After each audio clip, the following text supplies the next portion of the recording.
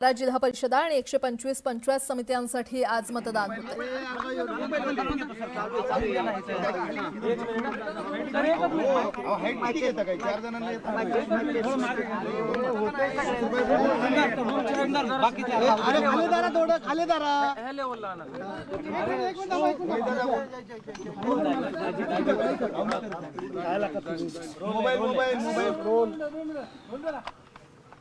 मतदानाचा हक्क हा मोबाईल घ्या थोडा मागे संपूर्ण राज्यभरात मतदान सुरू आहे। काही ठिकाणी मशीनमध्ये प्रॉब्लेम यायला सुरुवात झाली। आज इथं बारामती तालुक्यामध्ये पिंपरी या गावामध्ये ज्या दिवसापासून मला मतदानाचा अधिकार मिळाला त्या दिवसापासून आतापर्यंत मी या ठिकाणी येऊन मतदान केलेलं आहे। इथं आल्यानंतर सर्व राजकीय आठवणी या माझ्या डोळ्यासमोर त्या ठिकाणी आल्या। गेल्या काही महिन्यांमध्ये दादांबरोबर झालेली चर्चा ही परत एकदा माझ्या कानामध्ये ध्यानामध्ये त्या ठिकाणी ऐकू यायला लागली आणि मग दादांचं जे स्वप्न होतं की या जिल्हा परिषद इलेक्शनमध्ये जी कार्यकर्त्यांची इलेक्शन आहे त्याच्यामध्ये जास्तीत जास्त कार्यकर्ते हे त्यांचे निवडून यावेत, त्यांची त्यावेळेची इच्छा आणि त्यावेळेचं स्वप्न आज आपल्याला म्हणावं लागेल की त्यांचं ते अंतिम स्वप्न होतं। आणि आज पिंपरीला येऊन माझ्या परिवारासह इथं मी मतदानाचा हक्क हा त्या ठिकाणी बजावलेला आहे।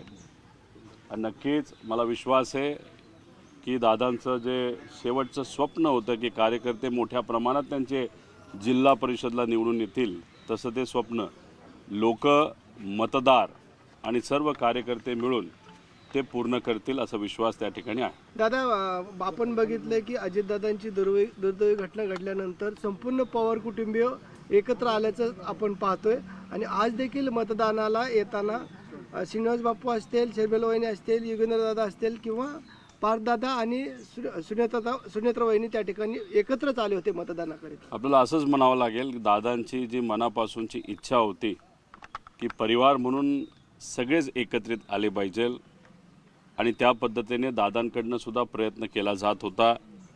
सुप्रियाताई पवारसाहेब असतील, आम्ही सर्वजण असाच काहीचा प्रयत्न त्या ठिकाणी करत होतो। दुःखद घटना ही घडल्यानंतर 13 दिवस परिवार पूर्णपणे एकत्रित आहे आणि याच्याच पुढं सुद्धा अजितदादांचं जे स्वप्न आहे की परिवार म्हणून आपण एकत्रित राहिलं पाहिजे तसंच काहीतरी होईल। आणि आज कुठेही ठरवून न करता एकत्रित सर्वजण आले, श्रीनिवास काका असतील, पार्थ असतील, सगळे, आणि त्यांनी तिथं काटेवाडीला मतदान केलं। कुठं ना कुठंतरी परिवार म्हणून हा पुनश्च एकदा एकत्रित येताना नेता आलेला आपल्या सगळ्यांना बघायला मिळतो। पवार साहेब आणि पार्थ आणि आपण हे तिघांचा एक व्हिडिओ आपला रात्रीचा मोठा व्हायरल होतोय। काय चर्चा झाली, काय पवार साहेबांनी तुम्हाला मार्गदर्शन केलं? काही प्रमाणात भावनिक मार्गदर्शन होतं। काही गोष्टी येत्या काळामध्ये आपल्याला कराव्या लागणार आहेत, राजकीय नाही। दादांच्या स्मरणार्थ त्या आपल्याला कशा करता येईल, कशा पद्धतीने त्या केल्या गेल्या पाहिजे याबद्दलची काल चर्चा संध्याकाळी जो फोटो तुम्ही सर्वजण त्या ठिकाणी बघत आहात त्या फोटोतून आपल्याला कुठेतरी जाणवतं। आणि नेहमी कधीही एखादी गोष्ट पवारसाहेबांच्या मनामध्ये आली तर ते आम्हाला बोलून घेतात, आम्हाला सांगतात आणि आम्हाला मार्गदर्शन करतात। दादा, आपण बघितलं की एकंदरीत सर्व राजकीय घडामोडी होत असताना सुनील तटकरे असतील, प्रफुल्ल पटेल असतील किंवा धनंजय मुंडे असतील, हे U-टर्न घेण्याचा त्यांनी प्रयत्न केलेला आहे। तो त्यांचा त्या ठिकाणी विषय आहे, राजकीय मी बोलेलच। पण 10 तारखेला विमानाबद्दल ज्या शंका आमच्या मनामध्ये आहेत त्या शंका मी प्रेझेंटेशन नाहीतर प्रेस कॉन्फरन्सच्या माध्यमातून लोकांसमोर तिथं मांडेल मुंबईला।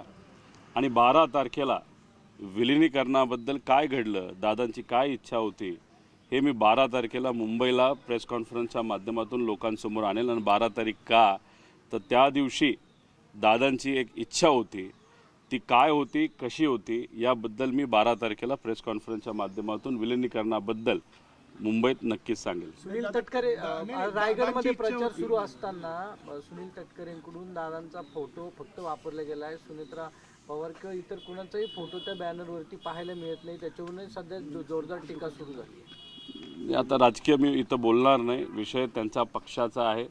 त्या पक्षाला कसं वागावं, काय करावं, कसे फोटो वापरावे हा त्यांचा त्या ठिकाणी विषय आहे.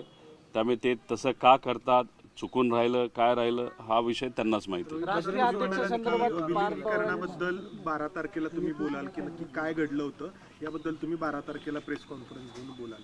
तर विलीनीकरण आता इथून पुढे होऊ शकतं का की काही अडथळे निर्माण झाले? नाही, विलिनीकरण का होणार होतं, कशासाठी होणार होतं, दादांच्या मनामध्ये आणि आमच्या सगळ्यांच्या मनामध्ये का ती इच्छा होती, कशामुळे आम्ही सर्वजण प्रयत्न करत होतो, त्याला राजकीय अंग आहे का त्याला कुठंतरी भावनिक अंग आहे, हे सर्व मी 12 तारखेला त्या ठिकाणी सांगेल. आणि त्या दिवशीसुद्धा व्यक्तिगत मी म्हणून विलिनीकरणाबद्दल काय पुढं व्हावं होईल याबद्दल नक्कीच तिथं सांगेल. पवार कुटुंबात राष्ट्रीय अध्यक्ष होण्याबाबत काही चर्चा झाली आहे? राष्ट्रीय अध्यक्ष कोण हो पवार कुटुंब? नाही, त्या बाबतीतली कुठंही कसलीही चर्चा पवार परिवारामध्ये त्या ठिकाणी झालेली नाही. पण जेव्हा ही दुःखद घटना घडली आणि काही दिवस तर आम्हाला काही सुचत नव्हतं, आमच्या डोक्यामध्ये कुठलाही त्या ठिकाणी राजकीय विचार हा मनामध्ये त्या ठिकाणी नाही तर डोक्यामध्ये तिथं येत नव्हता. पण मनामध्ये एक मात्र होतं की अजितदादांची जागा ही कुणीही घेऊ शकत नाही.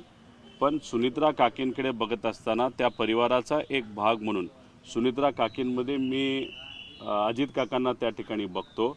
त्यामुळे तिथं त्यांना उपमुख्यमंत्री पद मिळणं व इतरही जे सर्व मिनिस्ट्रीज होत्या त्या त्यांना मिळलं पाहिजे अशी मनोमन त्या ठिकाणी इच्छा होती.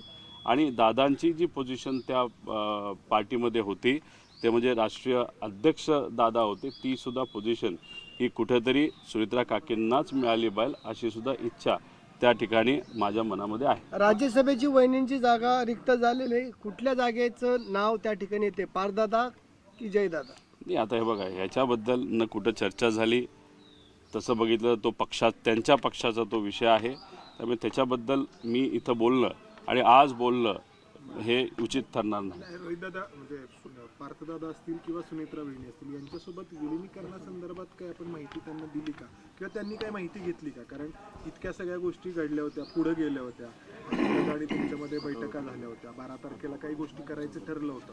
तर आत्ता या सगळ्या दरम्यान सुनेत्रा वहिनींशी आणि पार्थदादांशी काही बोलणं झालं का आपल्या याबद्दल? हे बघा, अजूनपर्यंत सुनेत्रा काकी असतील, पार्थ असेल, जय असेल तर आम्ही असू, कुणीही या दुःखातून सावरलेलो नाही. राजकीय विचार हे मनामध्ये दुर्दैवाने त्या ठिकाणी येत नाही आहेत, कारण का घटनाच इतकी दुर्दैवी त्या ठिकाणी होती. त्यामुळे हळूहळू जसं आम्हाला राजकीय विचार करण्याची क्षमता आमच्यामध्ये त्या ठिकाणी येईल, नक्कीच त्याच्याबद्दल स्पष्टपणे मी सांगेल.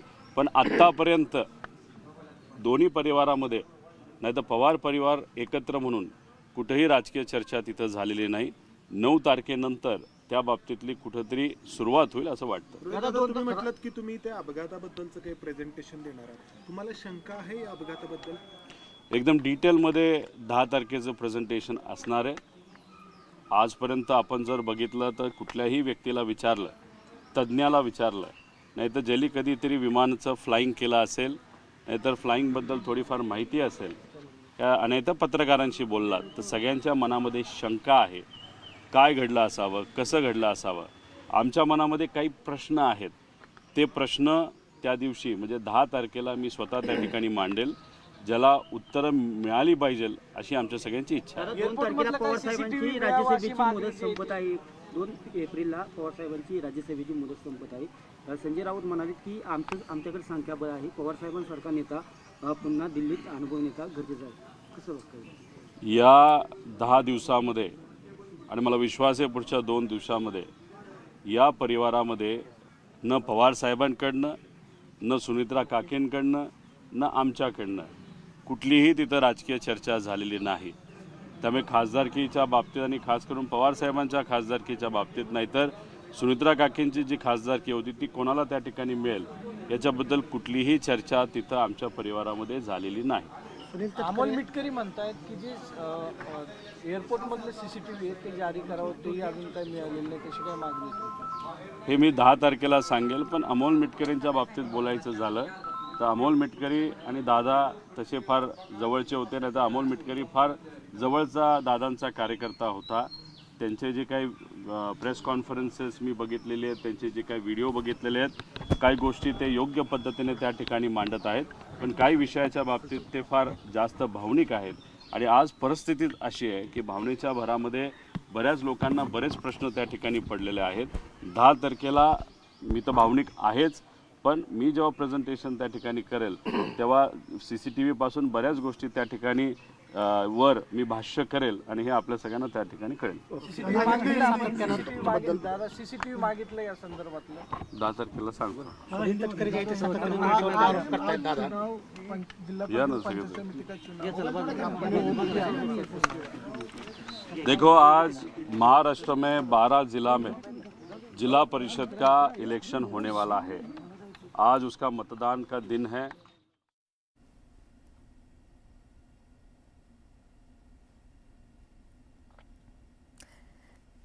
तर रोहित पवार बोलत होते आणि 12 तारखेला विलिनीकरणाबाबत बोलणार असल्याचं म्हटलंय. 10 तारखेला विमान अपघाताबाबत एक प्रेझेंटेशन देणार असल्याचं देखील रोहित पवार यांनी म्हटलेलं आहे.